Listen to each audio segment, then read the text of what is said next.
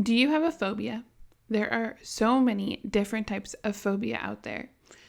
It always makes me think of the scene in Charlie Brown Christmas where Charlie Brown goes to Lucy for psychiatric help, and she lists off all of these weird phobias, like climacophobia, which is the fear of climbing stairs, or hypogeophobia, which is the fear of responsibility, or Jefferphobia, which is the fear of crossing bridges. And then she suggests that Charlie Brown might have pantophobia, which is the fear of everything. And of course, Charlie Brown screams out, "That's it!" And Lucy falls off of her chair.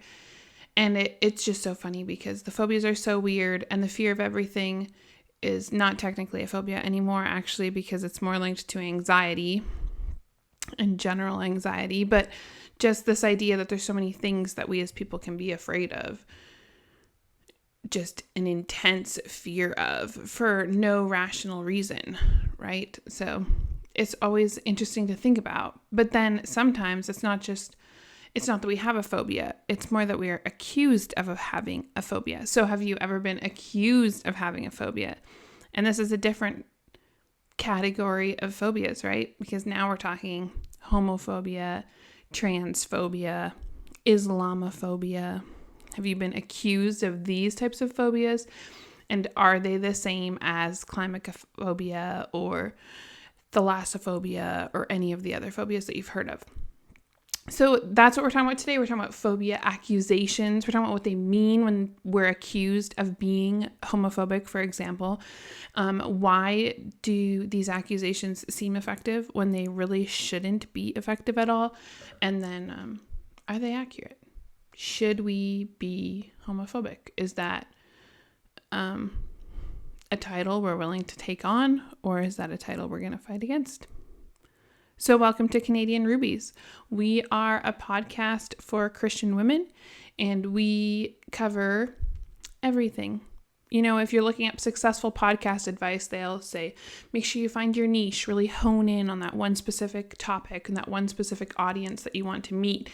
And we don't do that very well at all, because we have talked about religion, politics, culture, history, and we're only 11 episodes in. So there is no niche here except for a Reformed Christian perspective, hopefully, that comes on throughout. So thank you for being here. Thank you for listening. Be sure to follow us on Instagram for updates and to enjoy our weekly book buzz.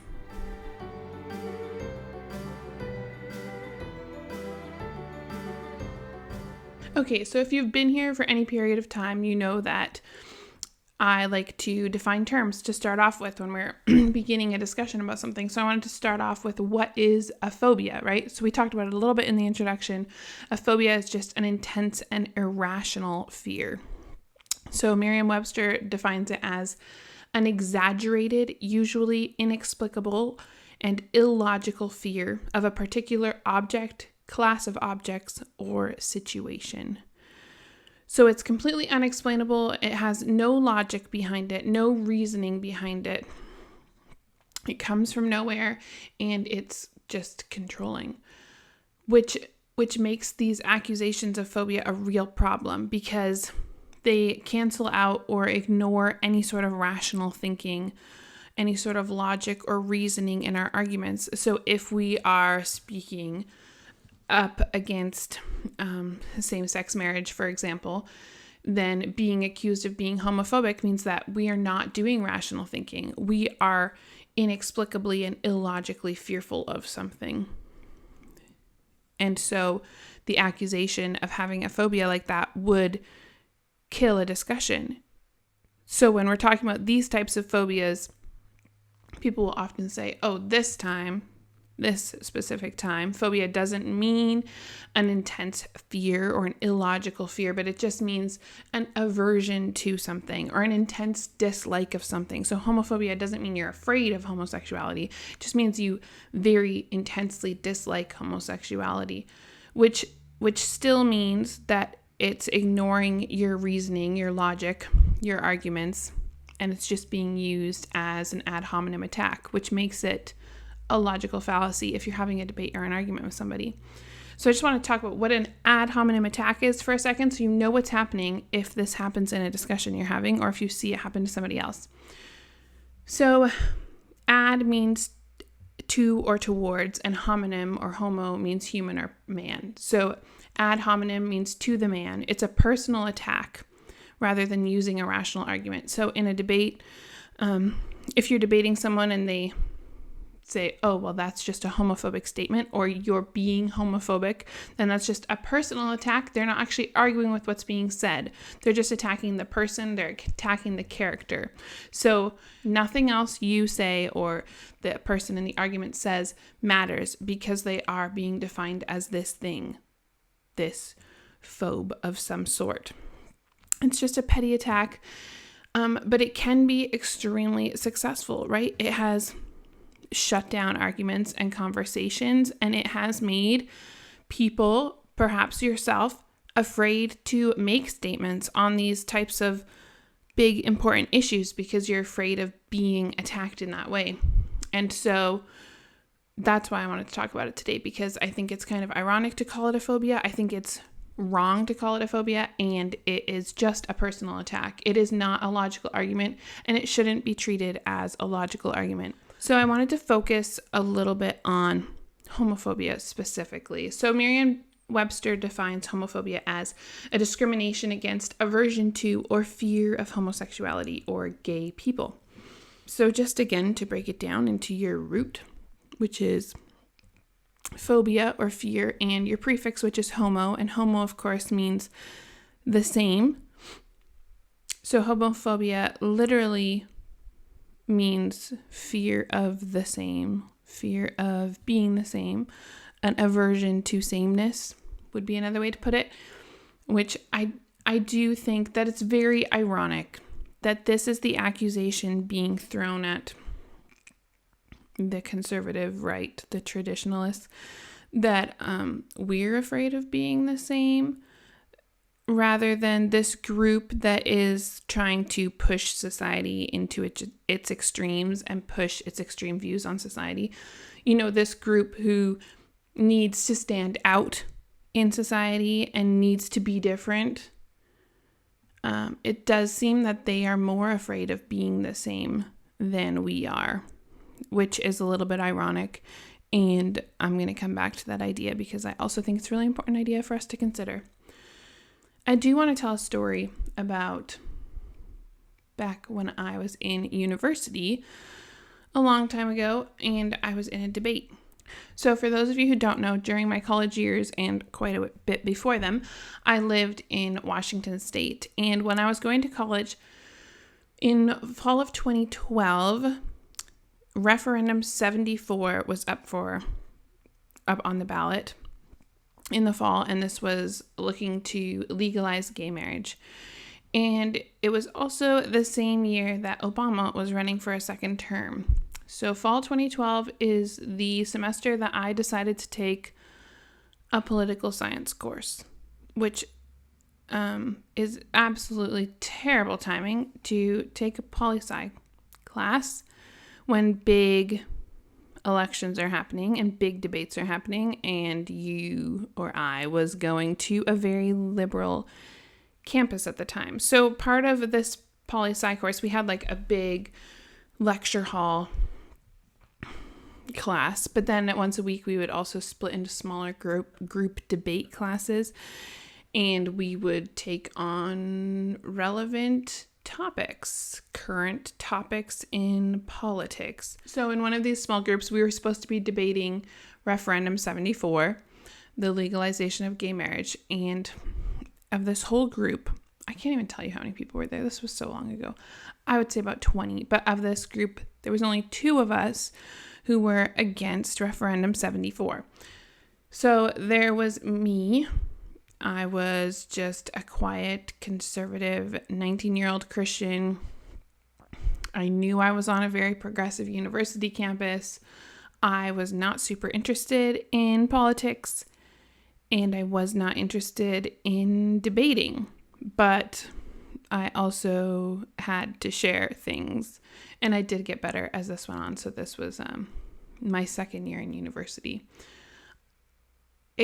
it came to be my turn to explain my argument against gay marriage. And I don't even remember exactly what I said, to be honest.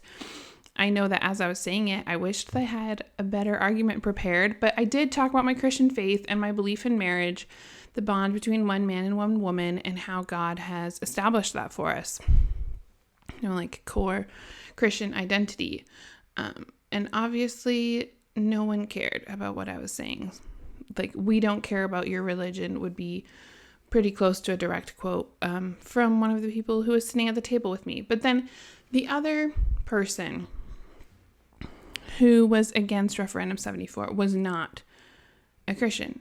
And he also said he didn't care about my religion. He sort of said, I don't really care about your religious arguments. I just think it doesn't make sense. Look at human biology. Male and female's bodies fit together. Two men don't. It's just basic biology and logic. Which is, wow, so homophobic that he would dare to say it out loud. And like, that was basically the response of everyone at the table. Like, you can't say that. Like, you cannot say that out loud. Nobody could argue with him. He like gave them the opportunity to argue, to, explain how exactly it works. And nobody would argue with him. They were just shocked that he would have the nerve to say two male bodies like don't actually fit together. They're like, puzzle pieces that don't fit. But there was definitely a lot more fear and aversion on the faces of those who heard the argument than on the guy who said it. He was not afraid of the homosexual agenda. He had no major aversion to homosexuality.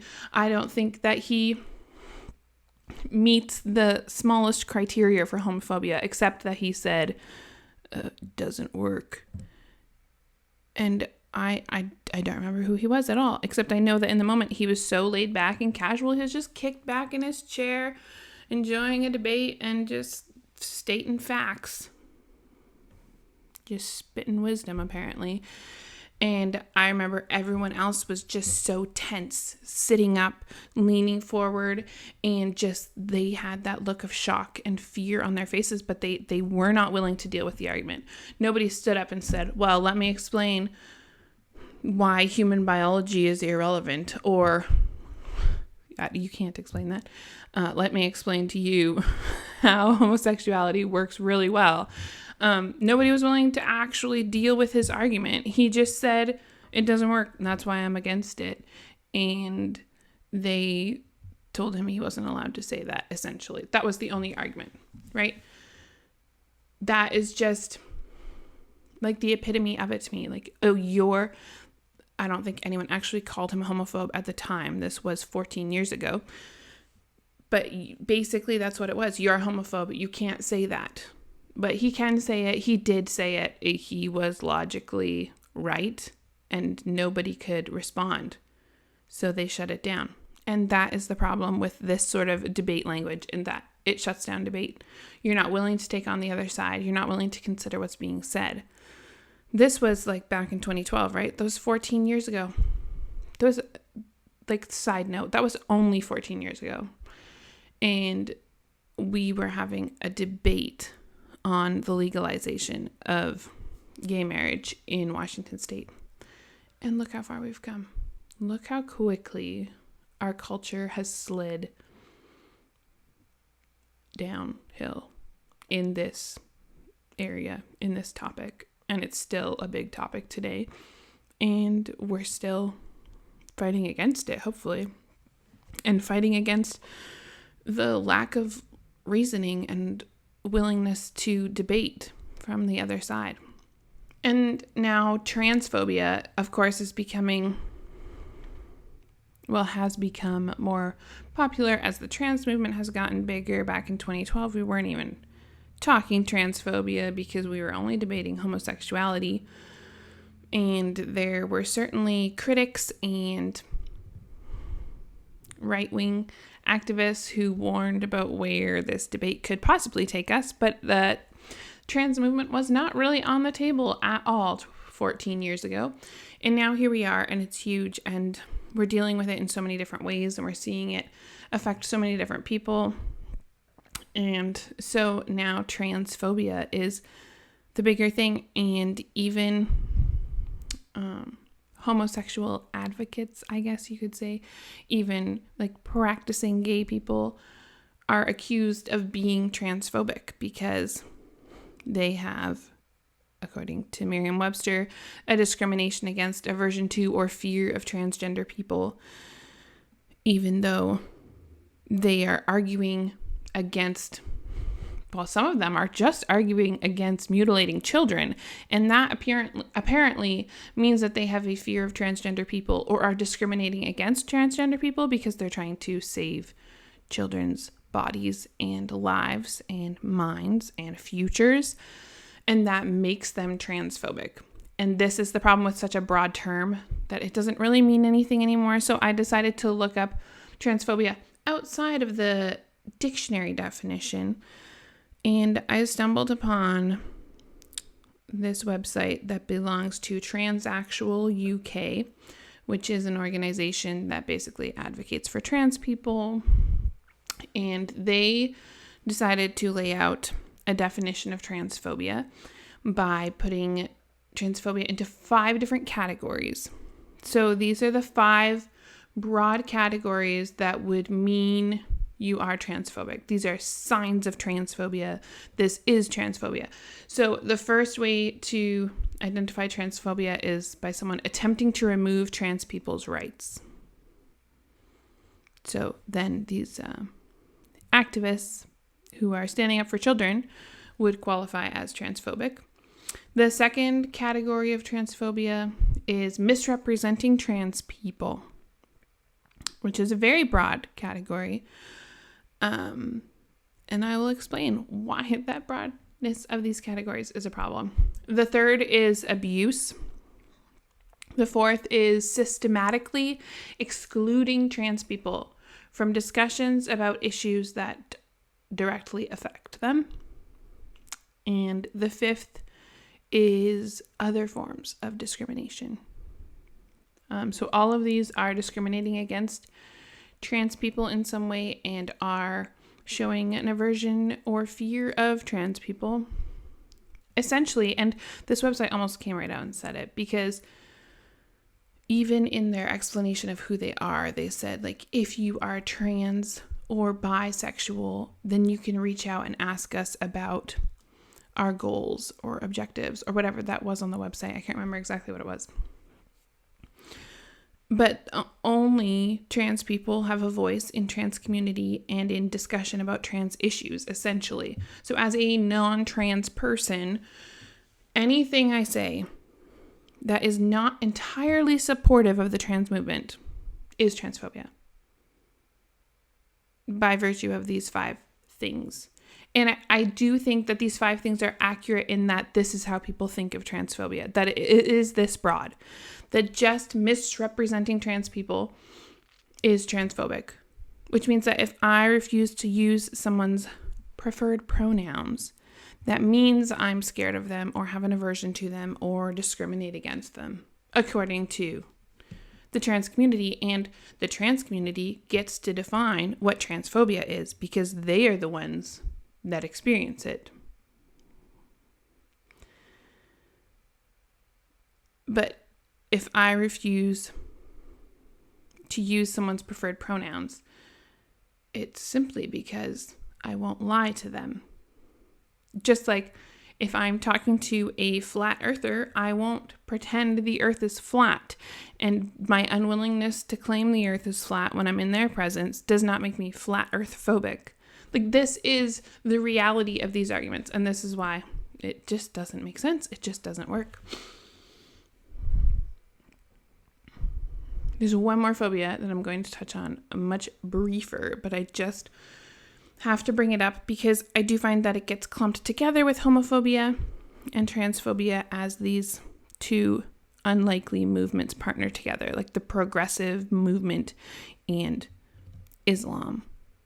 And so we're talking Islamophobia, which of course would be the irrational fear of aversion to or discrimination against Islam or people who practice Islam. So anything I say against Islam would be Islamophobia. And it doesn't matter if I have a logical explanation or a good reason. Perhaps in some ways I do fear what Islam is trying to promote in the Western world, but it's not an irrational fear. It would be very rational in looking at the future, much like I do not fear homosexuality, but I do fear what homosexuality will do to our culture, is doing to our culture, and its effect on our children. Same with transphobia, the trans movement. But it's not an irrational fear. It's a very logical fear based on experience and studies and all of these things that say this is bad, based on, the Bible first and foremost, to say this is bad, this is going to cause problems. I am concerned about the future of our country if we keep pursuing these things so intensely. It's not an irrational fear of the thing itself, and it's not irrational. And if you just call it an irrational fear, then you are dismissing the logic behind it. So then I thought, if we're thinking of Islamophobia, can we also think of Westernophobia? If I just coined that term. So I didn't coin the term, but I looked it up and there's a Wikipedia page on it. So that obviously means it's real. It's a real word. Like fear of the Western world was kind of what I was imagining as the definition, right, of Westernophobia. And there does seem to be like this fear of Western ideals in our society in a lot of ways, and amongst cultures that perhaps don't fit in with the Western world, as well as some people would say that they would. But Wikipedia did not talk about fear or aversion or discrimination. Instead, it talked about Westernophobia. And of course, this is Wikipedia. I'm not citing this great source. I'm just explaining that this is the ideas that are out there. Wikipedia explains Westernophobia is just anti-Western sentiment, or in definition, a broad opposition, bias, or hostility towards the people, culture, or policies of the Western world. So hostility, definitely a negative thing.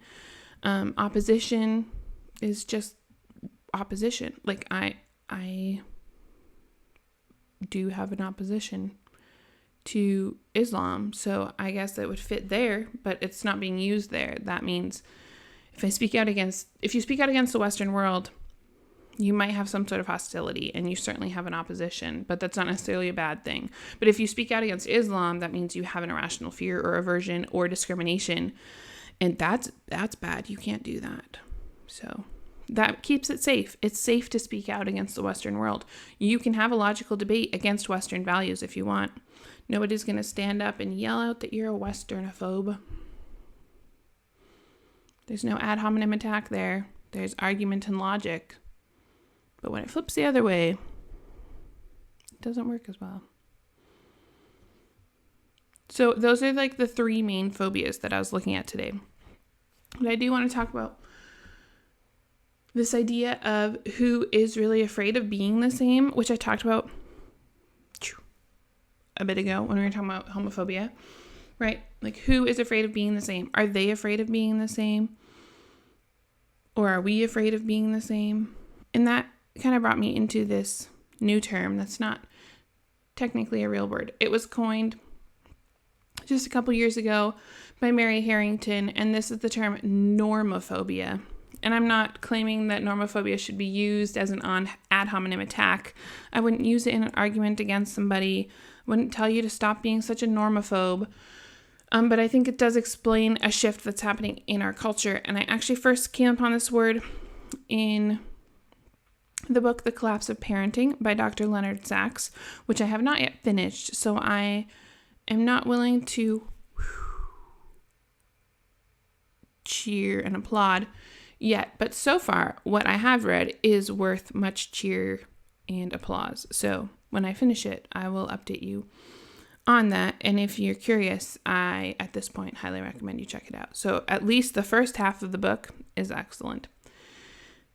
But he talks about this idea of normophobia, this idea that nobody wants to fit in and be normal. That's not the goal anymore. And he's specifically talking mostly about children, as well as young adults, especially teenagers, that, say 20 years ago, what is your main goal for a teenager? The goal was to fit in, like to be normal, to be seen as normal, and to belong in a group. And now there's this normophobia. They don't want to fit in. They want to stand out. They don't want to be normal. They want to be exceptional, and not in a good way, like an exceptional student, but exceptional as in different from everybody else, even though they don't want to put a ton of effort into being different. They don't want to be normal. So Mary Harrington first coined this term in an article in First Things in April 2024. And I just wanted to pull a quote from that article that kind of explains normophobia. She explains, normophobia frames everything conventional, average, given, assumed, traditional, and normative, whether its origin be physiological or cultural, as arbitrarily and coercively constructed to support vested interests, particularly those of white Christian heterosexual men. Radical normophobes describe their aim explicitly as the total eradication of this, they claim, artificially naturalized domain of the natural in favor of untrammeled, free-floating individual desire. So normophobia, everything normal, average, assumed, traditional is bad because it's meant to apparently support white Christian heterosexual men. And so the new focus is individual desire. Whatever makes you happy, do it, and do it loudly and proudly so that you are not normal, so that nobody can accuse you of supporting the vested interests of white Christian heterosexual men. That's where this idea comes from. And that's kind of where our culture has turned, right? This idea that we need to be different. And that if you aren't different, then you are the problem. If you're trying to be normal in the traditional sense of what normal is, then you're a problem in society. But should we want to be normal? Because it's true that we don't actually want to be the same. In a way, we should have a fear of being the same as society around us. We do not want to be like this world. And there are so many verses that I can pull on this subject, but I do have a few that I'm going to highlight now for a minute. Starting, of course, with Romans 12, verse 2, do not be conformed to this world, but be transformed by the renewal of your mind, that by testing you may discern what is the will of God, what is good and acceptable and perfect. We are called to turn away from normal, traditional society, what the world tells us we should look like, and to turn toward what is good and acceptable and perfect. Philippians 3 gives us the same sort of thing. For many of whom I have often told you, and now tell you even with tears, walk as enemies of the cross of Christ. Their end is destruction. Their God is their belly, and they glory in their shame, with minds set on earthly things. But our citizenship is in heaven, and from it we await a Savior, the Lord Jesus Christ, who will transform our lowly body to be like his glorious body, by the power that enables him even to subject all things to himself. They glory in their shame. We know this. If we look at society today, we understand this statement. I hope we understand this statement. And this is why we cannot be afraid of this accusation of homophobia or transphobia or whatever it may be. We cannot be afraid of that accusation. We cannot back down from an argument because they are willing to attack us and we aren't seeking to attack them. We cannot avoid the subject because the world needs salvation and they need to hear the truth. They need to know what is in store for them as enemies of the cross of Christ. Their end is destruction. But we await a Savior. Call us whatever you want to call us. We cannot stop. We will not stop speaking the truth in love. Colossians 3. If then you have been raised with Christ, seek the things that are above, where Christ is, seated at the right hand of God. Set your mind on things that are above, not on things that are on earth. How easily do we focus on things of the earth, on being normal, on fitting in with those around us, or on our kids being normal and fitting in? Do not set your mind on these things, but set your mind on things that are above. And what is above is not normal. And it's not the same as what we see around us. Later on in Colossians 3, Paul says, "Put to death, therefore, what is earthly in you: sexual immorality, impurity, passion, evil desire, and covetousness, which is idolatry. On account of these, the wrath of God is coming. In these you too once walked when you were living in them, but now you must put them all away: anger, wrath, malice, slander, and obscene talk from your mouth." First of all, sexual immorality is specifically mentioned as what was earthly in you. But then at the end, also consider how we discuss these issues. We are not approaching these issues out of fear or anger or slander. We are approaching them out of love, to call others to a life that is not normal and does not conform to the world around us, to call others to a life that is not the same, but that is not different the way they are trying to be different. It's just so strange to me that the world tries so hard to be different from the norm, from the traditional, from the original Western culture, and then judges us for trying to be different from them. But perhaps they are better at not being conformed than we are. We should have normophobia, the fear of being normal. We don't belong in this world. Being normal in this world is not our goal. Being normal in this world is worshiping sin. That is scary. We should be afraid of that. We're meant to be lights in this world. We're meant to stand out in this world in a good way, but in a real way. We're not meant to stand out in a deprived way. Our goal is not to be so different from the world that we can disdain them, despise them. We are meant to stand out as pillars of truth, as pictures of love, and as the promise of the life that is to come. We are living for heavenly things. We are looking for heavenly things.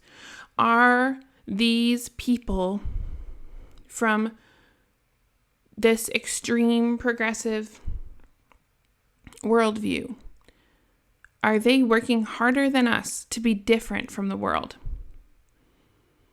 If so, I think that would be to our shame.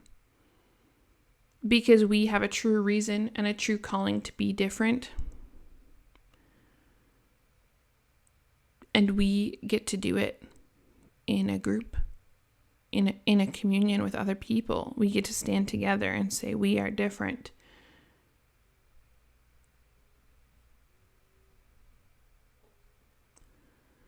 We are not normal, and we refuse to be normal. So do not let yourself be quieted by these personal attacks, these ad hominem attacks that are being used against you or against people around you. You still need to enter the debate because you need to share the gospel and fight back against the wicked, twisted ways of this world. It doesn't matter what they call you. We know they will call us things. But we cannot be tempted to be normal or accepted by this world.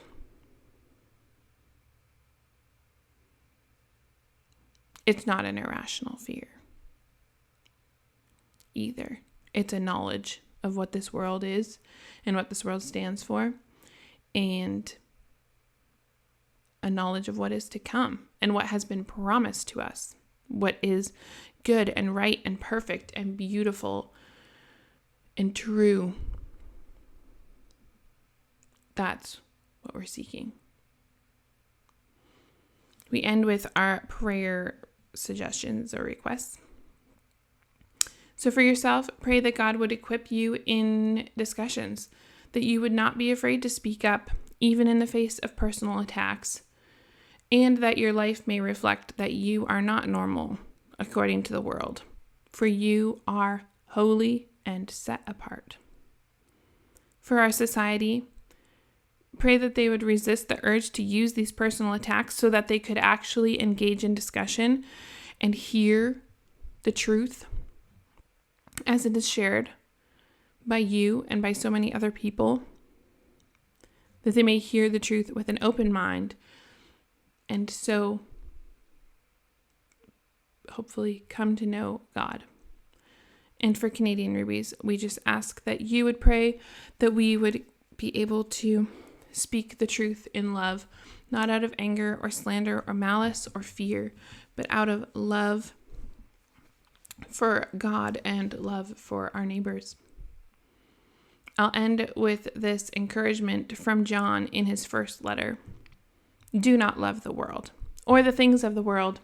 If anyone loves the world, the love of the Father is not in him. For all that is in the world, the desires of the flesh and the desires of the eyes and pride of life, is not from the Father, but is from the world. And the world is passing away along with its desires. But whoever does the will of God abides forever.